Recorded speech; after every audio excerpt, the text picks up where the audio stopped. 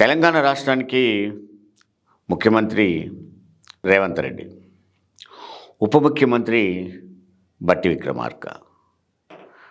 రేవంత్ రెడ్డి గారి యొక్క సహజ స్టైలీ బలహీన వర్గాలంటే కొంచెం అసహించుకునే లక్షణం ఉంది ఆయనకి.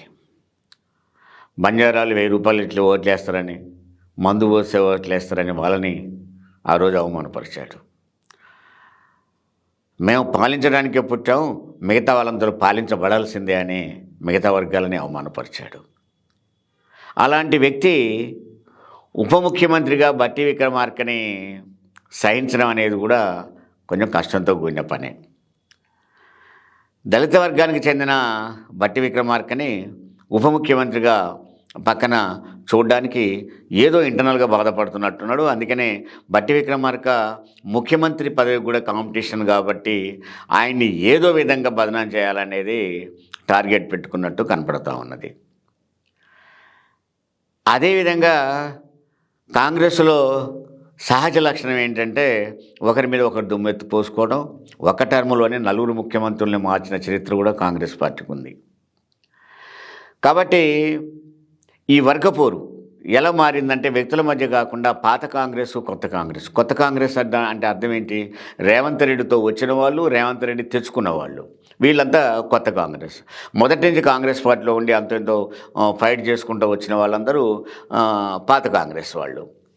ఈ పాత కాంగ్రెస్ వాళ్ళందరి మీద కూడా ఎందుకైనా మంచిది, లేకపోతే ఎటు తను కాంగ్రెస్లో బదనం అవుతున్నా కాబట్టి ప్రజలలో వ్యతిరేకత వచ్చినప్పుడు ఈ వ్యతిరేకత అంతా నా ద్వారానే వస్తుందని కాంగ్రెస్ వాళ్ళు అనుకుంటున్నారు అధిష్టానం. కాబట్టి పాత కాంగ్రెస్ వాళ్ళని కొద్దిగా అణిచిపెట్టి ఉంచాలని చెప్పేసి ఓ ప్రయత్నం మొదలైనట్టు కనపడుతూ ఉంది.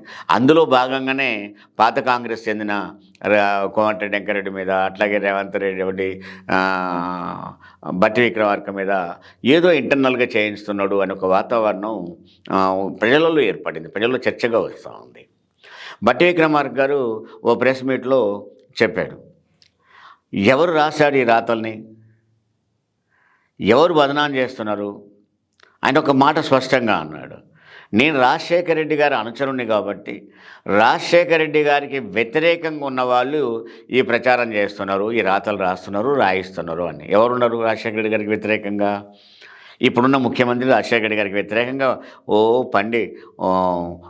వండి వరబోసినోడు అనమాట. అదేవిధంగా ఓ పత్రిక ఖచ్చితంగా రాజశేఖర రెడ్డి గారికి వ్యతిరేకంగా రాసిన పత్రిక ఉంది. వీళ్ళందరూ కలిపి నేను రాజశేఖర రెడ్డి గారు అనుచరుని కాబట్టి నాకు వ్యతిరేకంగా చేశారు ఈ పనులన్నీ అని స్పష్టంగా చెప్పాడు. దీన్ని బట్టి మనకు అర్థమవుతా ఏముంది, పాత కాంగ్రెస్ వాళ్ళని అణచడానికి ఒక ప్రయత్నం జరుగుతుంది అనేది స్పష్టంగా ఉంది.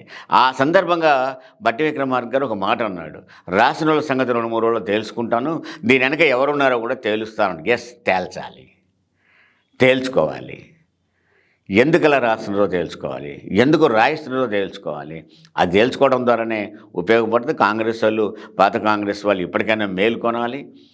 రేవంత్ రెడ్డి ద్వారా జరుగుతున్న కాంగ్రెస్ వ్యతిరేకతని తగ్గించుకోవాలనుకుంటే ఖచ్చితంగా మేల్కొని కొంత ప్రయత్నం చేసుకుంటేనే మంచిది. బట్టి విక్రమార్క సరిగానే స్పందించండి అనేది నా ఫీలింగ్.